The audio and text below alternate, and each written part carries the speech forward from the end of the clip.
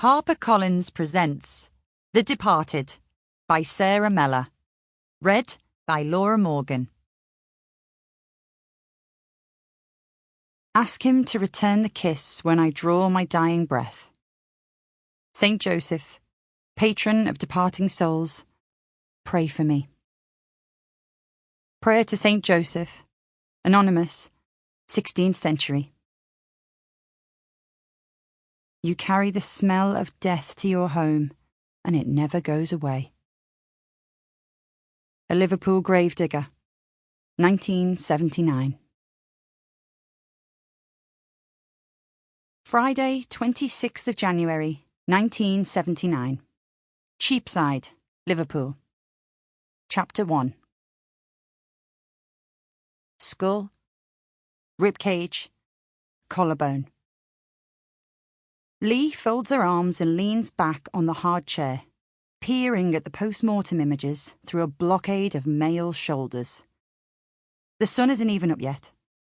The sky black through the tiny window, and she has the distinct feeling she's being tortured. Firstly, dragged out of bed at 6 a.m. on a wintry January morning and fighting her way through a blizzard to reach the bridewell. Secondly, being confronted with close-up pictures of the body of a teenager within seconds of arriving. Click, snap, partly skeletonized hand, separated from the wrist. Click, snap, left femur, split in two. She reaches for the reassuring presence of the Tizer can in her pocket and attempts to look at the screen without fully registering the images. Dealing with tragedy is part of her job. It's what detectives do for a living. That, and tolerate people shouting, busy scum, at them. But she's certain she comes across dead boys more than the average police officer. In the 5 months since she joined CID, a teenager, lying curled and lifeless at the foot of Hague Heights, his ankle tied to a washing machine that had landed upright beside him. Another, wedged against the door of a toilet in a Toxteth club. This, when she was out enjoying herself. And another, who creaked on a rope from the beams of a derelict house, toes sweeping the bare floorboards.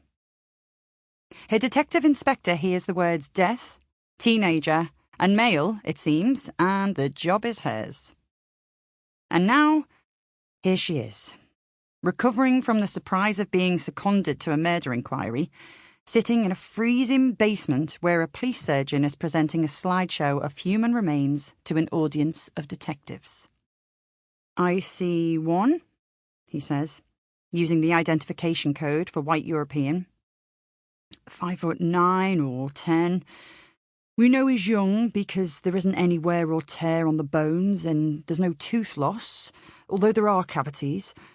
I'd guess at the lower end of adulthood, between 17 and 25. Leigh sighs loudly, attracting a few head turns from the row in front. I haven't made a full report on past illnesses or past breaks and fractures yet, but at first sight, there doesn't seem to be any marks on him. No obvious injuries. Leigh takes the Tizer out of her pocket. It's been sitting on the windowsill outside her bedsit all night, and it's so cold it burns her fingertips.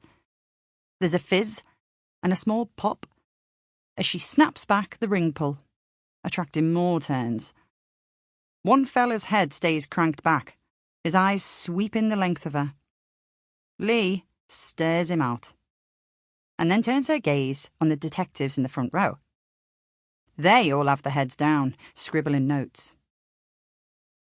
As the surgeon clicks the slide projector to show black twig-like fingers, she looks around to see if she recognises anyone in the motley audience.